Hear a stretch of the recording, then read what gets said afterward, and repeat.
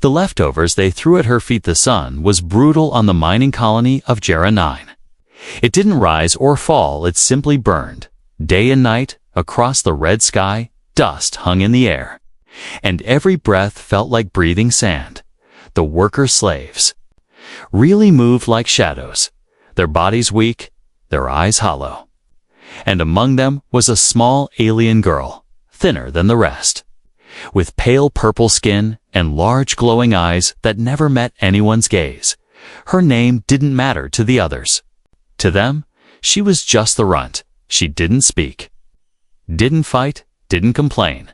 She was too weak to swing the mining tools properly, too slow to be useful, so they gave her the worst jobs: hauling trash, cleaning waste, licking scraps off metal plates if she wanted to eat. And if she didn't move fast enough, the guards kicked her, and the other slaves laughed at mealtime. Food was thrown from a high metal platform, slabs of stale bread, dried ration blocks, sometimes bones with bits of fat. The strong ones got to it first. The alien girl always stood at the back of the line, eyes lowered, heart pounding, by the time she reached the front. Only crumbs and half-chewed leftovers were left, sometimes. They didn't even throw anything for her.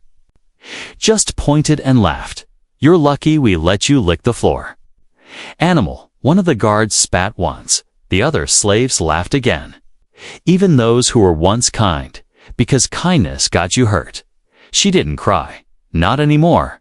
She just knelt on the cold floor and picked up the bones, sucking the marrow quietly. Her small fingers trembled as she ate, but no one cared. She lived in a rusted metal crate behind the supply zone. No bedding, no blanket. Just a corner where rats didn't crawl. She wrapped her thin arms around herself every night, her stomach growling loud in the silence. And every night she dreamed of real food, not scraps. Not garbage, but warm food, with smell and taste and love. She dreamed of someone looking at her and not laughing. One day, the guards brought in new prisoners. A group of humans captured from a transport ship near the outer rim. Most were injured, bloody, and angry. But one of them, taller than the rest, with dust on his face and strange eyes that watched everything, stood out. His name was Ryan. But no one knew that yet. He looked around the camp like someone seeing a nightmare. He saw the slaves beaten for walking too slowly. He saw the children digging with bare hands. And then he saw her, the alien girl, sitting alone in the dirt, picking up a broken ration cube someone had stepped on. Their eyes met for just a moment. And then she looked away, scared. He didn't say anything. But something in his expression changed that evening. Ryan sat at the edge of the feeding zone with the other humans. The guards threw rations at them too, but better ones, cleaner. Wrapped in plastic, Ryan opened his pack, stared at the food, then looked around.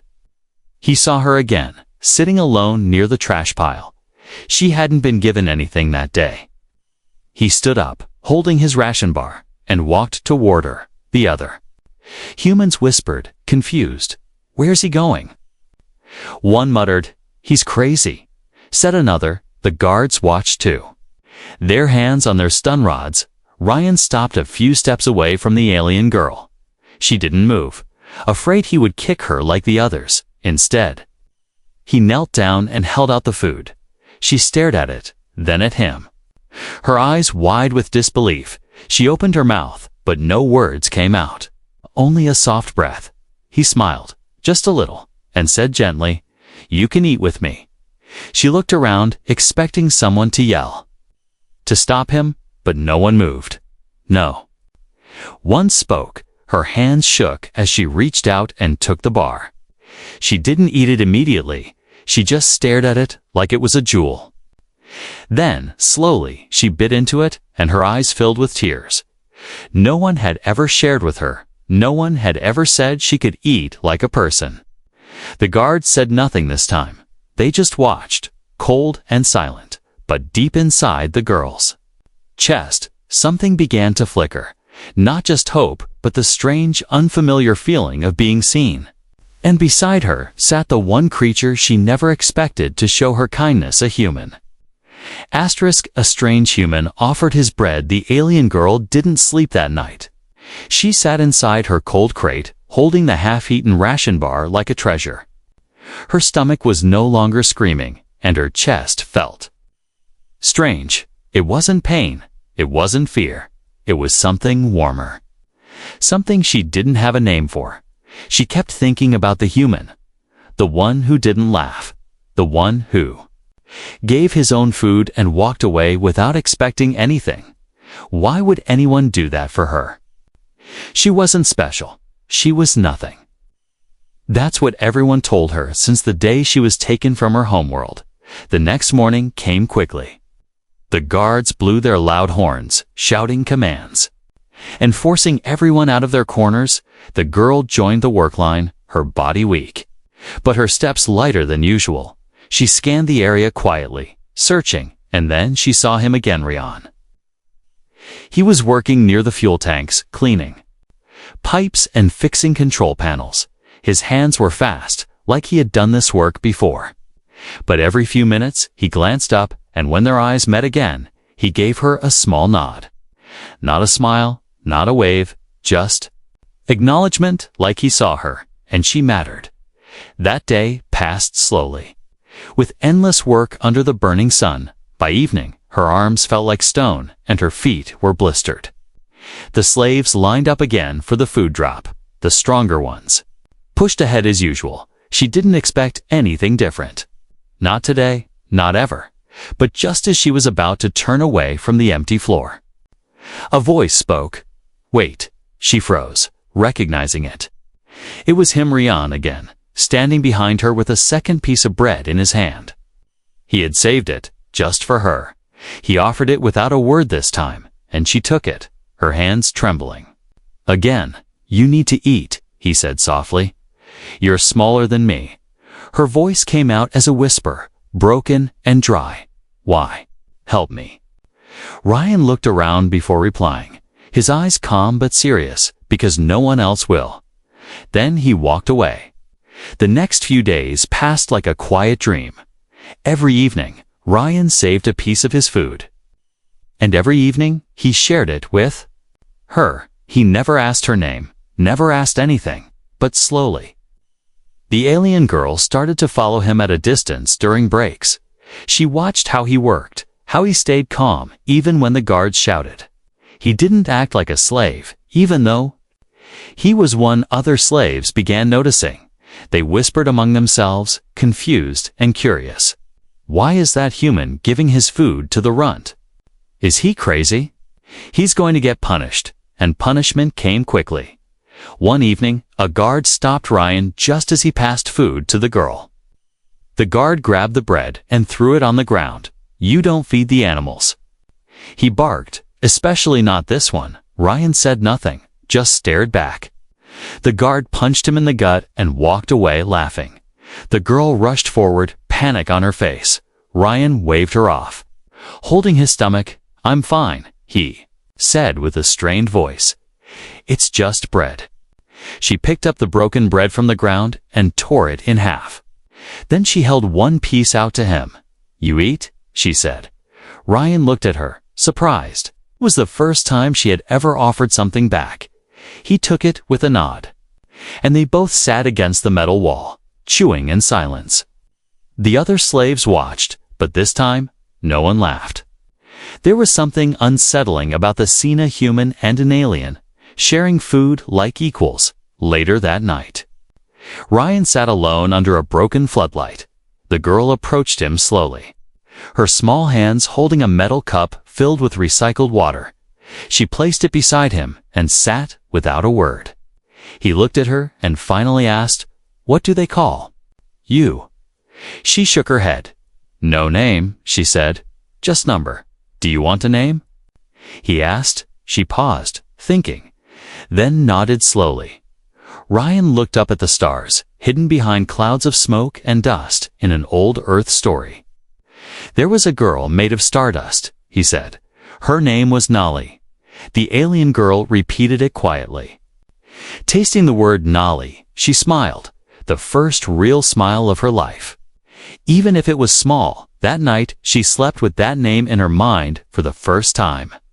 She felt a little more than nothing, but in the shadows, someone else was watching, a jealous alien slave who hated the runt. He whispered to the guards that the human was stirring rebellion, and the next morning, Ryan's food was gone. Not by accident, but by punishment. Why would a human care? Nolly didn't understand what kindness meant. She had never seen it before. Not until the human gave her food. Not until he gave her a name. But now things were different, and her heart didn't know what to do with. This strange warmth, it scared her, but it also gave her hope. For 2 days, Ryan didn't receive his food. The guards claimed there was a shortage, but everyone knew the truth. They were punishing him. Punishing him for treating Nolly like a person. Nolly watched him closely from a distance. His movements were slower, and his eyes looked tired still. He worked without complaining when others got angry. He stayed calm. When the guards shouted, he nodded and kept moving. But when he passed by Nolly during the work shift, he gave her a small nod like always. She wanted to help him back, too. Give something, anything, that night after her shift ended. Nolly sneaked near the back of the kitchen crates, there, in the shadows. Old spoiled rations were thrown out half-rotten, but still edible. She fought back her nausea and picked out a chunk of protein cake that wasn't too bad. It stank, but she held it tightly and ran quietly toward the human quarters. She found Ryan sitting by himself under a broken light. His eyes were closed, his lips dry, and his back resting against the wall like he hadn't moved in hours. Nolly sat beside him and placed the food beside his knee. Ryan opened his eyes slowly, then looked at her. She didn't say anything, just pushed the food toward him. "You didn't eat today," she whispered. He looked at the piece and chuckled weakly. "Smells like feet, better than nothing," she said. Tilting her head, he smiled, then took a small bite and made a face. But he still chewed it, and when he finished, said, "Thank you." That word hit Nolly like lightning. No one had ever said that to her, not even once in her entire life. She sat closer, her thin legs pulled to her chest. "Why do you help me?" She asked again, not able to hold back this time. Why would a human care about me? Ryan looked at her for a moment, then spoke softly.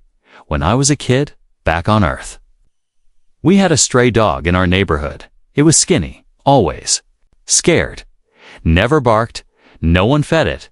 Everyone just kicked it or threw rocks, but I gave it food, water, sometimes even talked to it." Nolly listened quietly, her glowing eyes wide. "One day," Ryan continued, "I found it dead, poisoned." He paused, pain flashing across his face. "I cried for hours, and no one understood why. They said it was just an animal, but to me, it was someone, not something." Nolly didn't know what to say, but something in her chest moved. Something soft, something broken and healing at the same time. She reached out, hesitated, then gently touched his hand. It was a quiet moment, under the rusted pipes and broken lights, to beings from different worlds understanding pain. But peace was always short in the slave camp. The next day, Ryan was called to the punishment zone. He didn't argue, didn't resist. He was chained to the wall while the guards laughed. "This is what happens when you feed vermin," one said. They whipped him with electric rods twice across the back, just enough to make him bleed, but not faint. Then they let him crawl away. Nolly found him behind the water tanks, lying on his side, breathing hard. She knelt beside him, her hands shaking. "I'm sorry," she whispered, her voice filled with guilt. "This is my fault." "No," Ryan said, teeth clenched. "It's theirs, but I won't stop." He looked at her with pain in his eyes, but also something stronger, determination. "I won't stop seeing you as someone." Later that night, whispers spread across the camp. Some aliens whispered that the human was mad. Some said he would be killed soon, but a few. Just a few began to wonder, why would a human risk so much for a runt? Maybe she's not worthless. Maybe he's not stupid. Maybe things could change. That same night, while Ryan rested in silence, Nolly stayed awake, watching the sky. She didn't know what stars looked like from Earth, but she imagined they were warm. She whispered to herself, Nolly. That's my name, and for the first time, she believed it. She was someone now. Because someone saw her. But while Nolly dreamed of stars, danger was growing in the shadows. The jealous alien slave who had reported Ryan was still watching. This time, he didn't go to the guards, he had another plan. One that would break both of them apart forever. Asterisk, she was just another starving animal to them, to the guards. She was just an animal, not a person, not a girl. Just a small, quiet thing that crawled in the dirt and begged for scraps. They never said her name. They didn't care if she had one. To them, she was nothing but a burden. But to Ryan, she was Nolly, and that changed everything. In the dark corners of the camp, Nolly remembered things she had long buried. She wasn't always a slave. She once had a family, a mother with soft wings and a father who sang when it rained. But her peoples, small, delicate, peaceful, were considered useless by the powerful empires. When the traders came, they saw no value in kindness, so they captured her kind and sold them as pets. Workers or test subjects. Nolly was one of the last of her family, and she remembered watching them dragged away. She remembered crying until her throat bled, and then nothing, only cages, chains, and camps like this one. She never spoke of her past. She didn't think anyone would listen until Ryan. He didn't ask questions, but he listened when she talked. Even when her words were broken and simple, he never laughed. He waited patiently, letting her speak at her own pace each day. They sat together behind the water tanks after work. Ryan's wounds were healing slowly, but his spirit never broke. He kept teaching her little words in English colors: stars, sky, safe, friend. Nolly learned fast, repeating the words like they were magic, because to her, they were. Every word made her feel more real. One evening, Ryan drew a shape in the dirt, a planet. This is Earth, he said.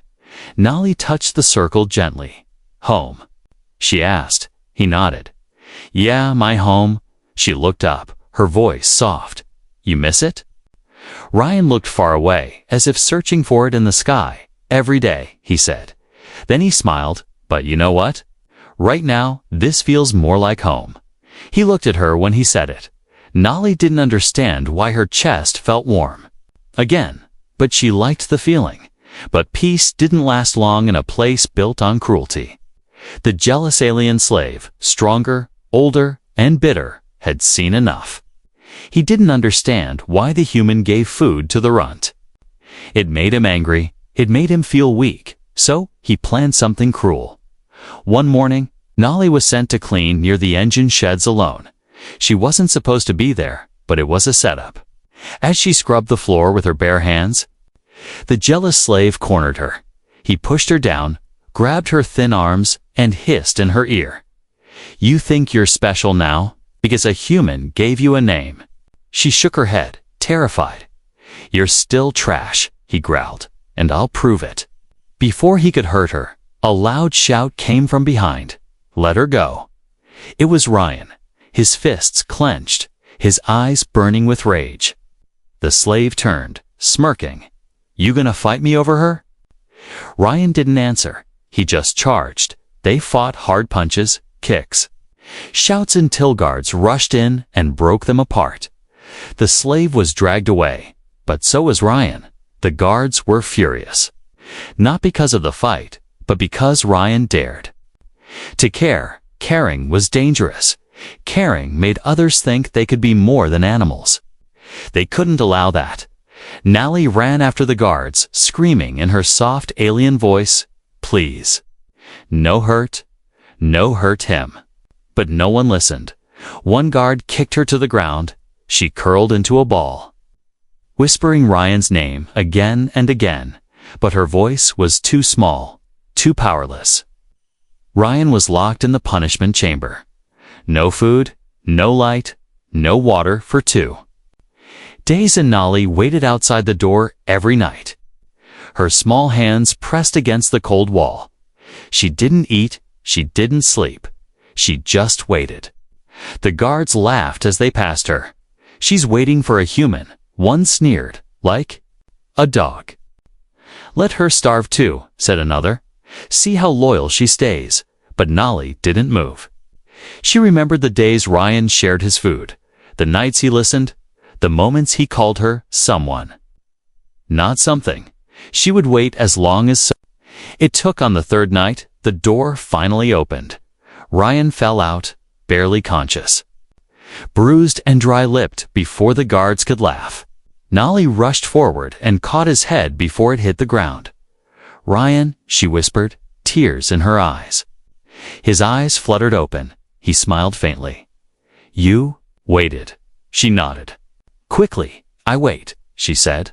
I always wait. And for the first time in a long time. Ryan cried, not because of pain, but because someone had waited for him too. They starved her as punishment. Nolly had always been hungry, but this time it wasn't just her body starving, it was her heart. Ryan was too weak to move after the punishment. His back was torn, his hands swollen, and every breath made him wince. The guards didn't let her near him anymore. They had seen enough. They knew the bond between the human and the alien girl had become dangerous. So they did what they always did when they wanted to crush someone. They used starvation. At the next food drop, the guards pointed at her, then waved their hands. No food for the pet. One of them said the slaves laughed as usual, but their eyes flicked nervously toward the guards. They didn't want to be seen as soft. They didn't want to become the next target. So they said nothing as Nolly stood in line and received nothing but dust and humiliation. Ryan tried to protest, but he could barely sit up. He watched her from across the yard, his heart burning with helplessness. Nolly didn't complain. She didn't cry. She simply walked back to her crate and curled up inside, her stomach twisting in pain. She knew what was happening. They wanted to hurt Ryan by hurting her. The days passed slowly. The heat never stopped.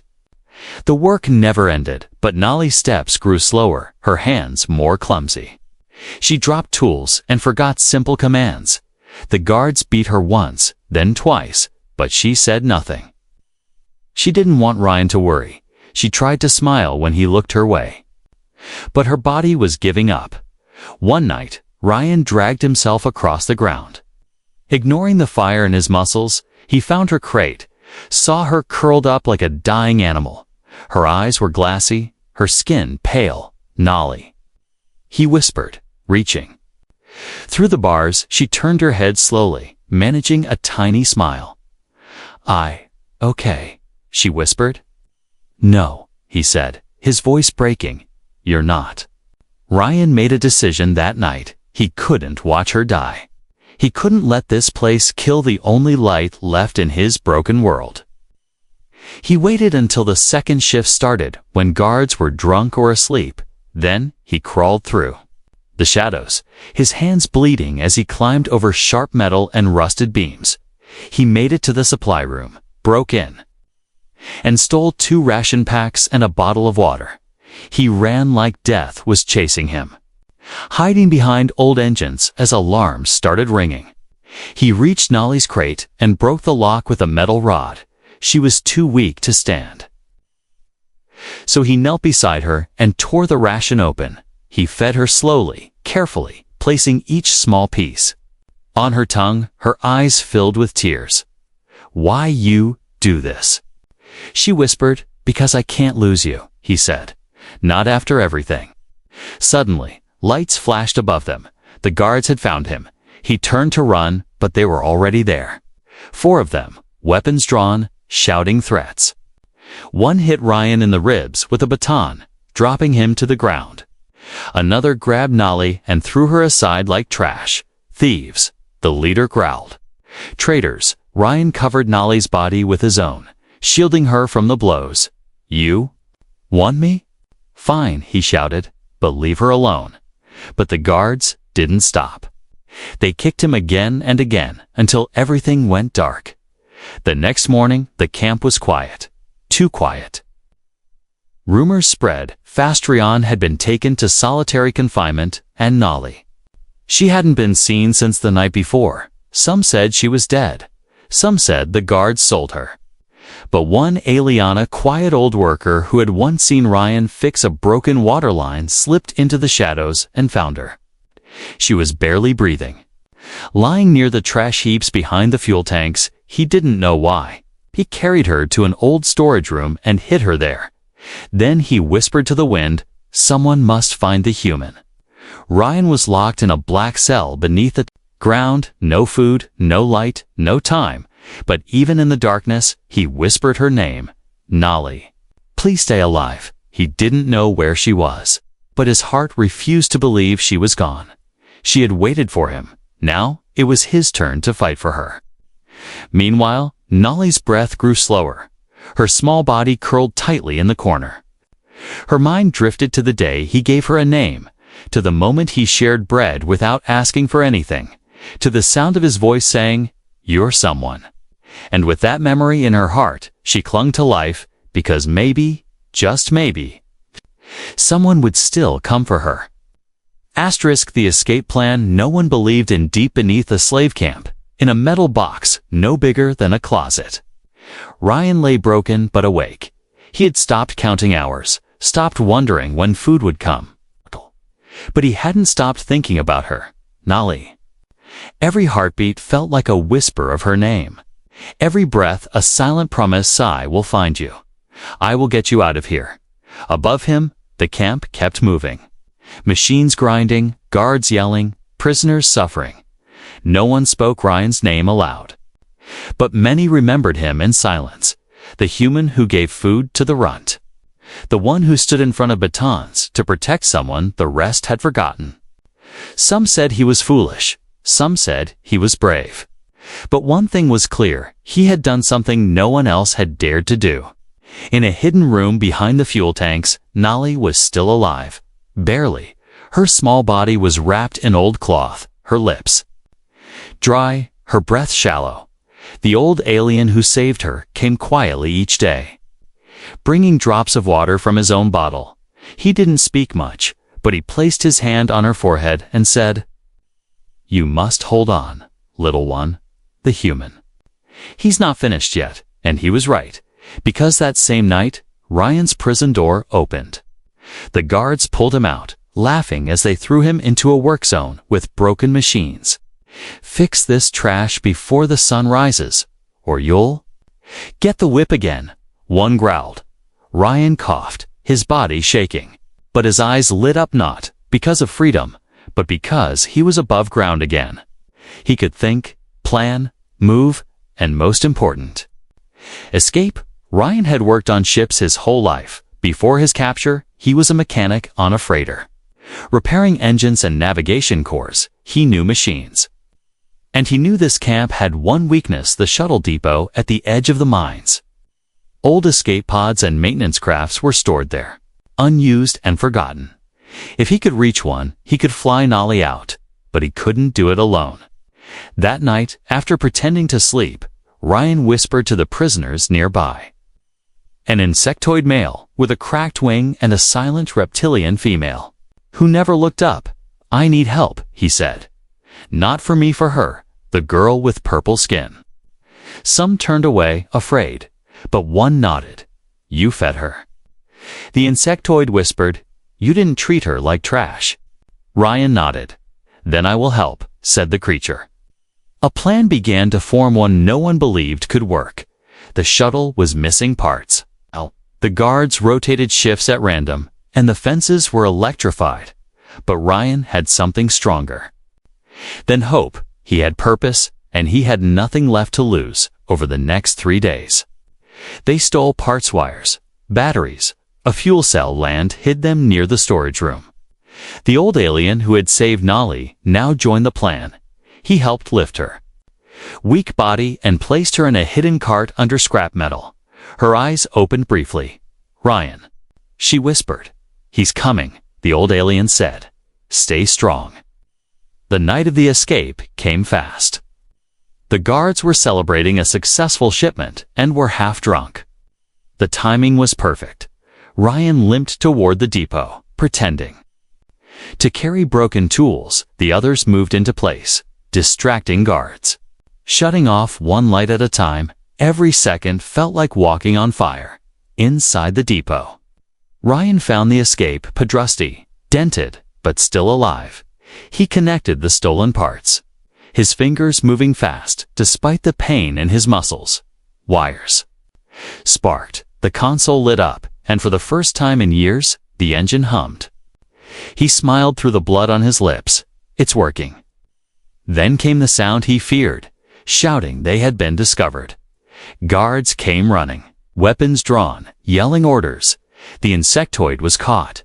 Beaten down, the old alien was dragged aside, but not before pushing the cart with Nolly into the pod's ramp. Ryan ran to her, lifted her gently, and strapped her into the seat. She was barely awake, but her eyes fluttered open. "You came?" she whispered. "I promised," he said. The guards fired shots as Ryan climbed in and closed the hatch.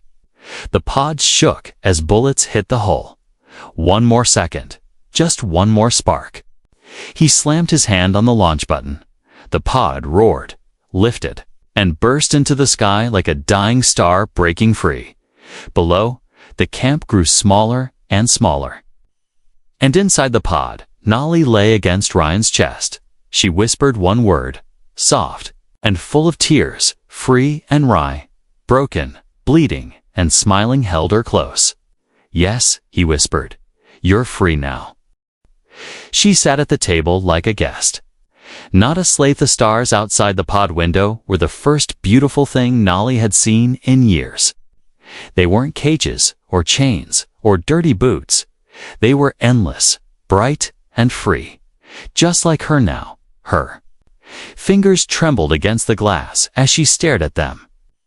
Ryan sat beside her, holding a piece of cloth against a wound on his side, but his eyes were on her. "Not the stars? You okay?"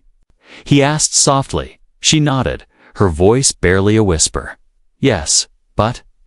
Scared, he smiled through the pain. "Me too." The escape pod floated through space with low fuel and limited systems. There was no map, no plan, just one direction away. But that was enough. Ryan programmed the beacon to send a signal on all peaceful human frequencies. All they could do now was wait and hope someone friendly was listening. For the next 2 days, they drifted. Ryan gave her most of the water. She gave him the warmest corner to sleep. They shared everything, even silence. Nolly started asking questions, curious about Earth, about trees, music, and rain. She had never seen any of those things. Ryan tried his best to explain. "You'll see them one day," he said. "I promise." She smiled weakly and leaned against him. "I want to see your home." On the 3rd day, a miracle came. A signal, a human patrol ship picked up their distress beacon and arrived just in time. Ryan passed out from exhaustion as the medics rushed in. Nolly screamed his name and refused to let go of his hand. "It's okay," one medic told her. "He's safe now," but she didn't believe it until he opened his eyes again. Hours later, on a medical bed, "I'm still here," he whispered, and she cried with relief. The station they arrived at was small, a peaceful human outpost orbiting a green moon. Clean halls, warm lights, friendly voices, it all felt like another world to Nolly. She had never seen people smile without cruelty behind it.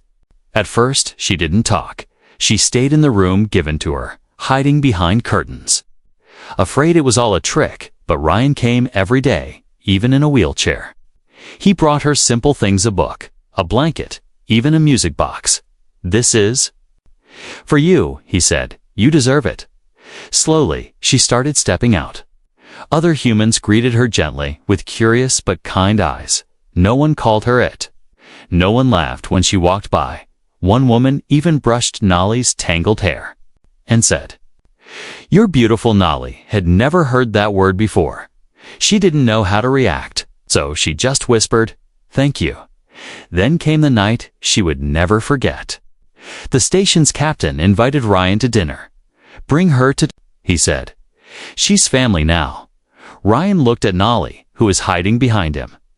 "You don't have to go," he said softly. Nolly hesitated, then looked down at her hands. They were clean now, not covered in dirt or blood. She took a deep breath and nodded. "I want to try." The dining room was quiet when they entered. People turned to look. But not with disgust, just surprise. A small alien girl walking beside a broken human. Both standing tall in their own way, Ryan led her to the table, pulled out a chair, and smiled. "Sit," he said. She froze, unsure she had only ever sat. On floors, crates, cold corners, not at tables, not like this, this allowed. She whispered. Ryan's eyes softened. "You're not a slave anymore." He said, "You're a guest." She sat slowly, her heart pounding. A plate was placed in front of her, full of real food, soft bread, cooked vegetables, sweet fruit. The smell overwhelmed her. She looked around nervously, expecting someone to slap her hand, but no one did. Instead, a woman poured her a glass of water and said kindly, "Eat as much as you want, dear." Tears filled Nolly's eyes. She picked up a fork with shaking fingers, bit into the bread, and for the first time in her life, she ate without fear, without looking over her shoulder, without shame, just like a person. Just like someone who mattered. After dinner, Ryan rolled his chair beside her and whispered, "You did it." She looked at him and shook her head. "We did it," she said, "together, that night." Nolly sat by the station window and stared at the stars again. But this time, she didn't feel small. She didn't feel worthless. She felt alive. And as Ryan sat beside her, watching her quietly, she whispered something new. "Thank you for seeing me." He placed a hand over hers. "Thank you for surviving." In that moment, the galaxy felt less cruel.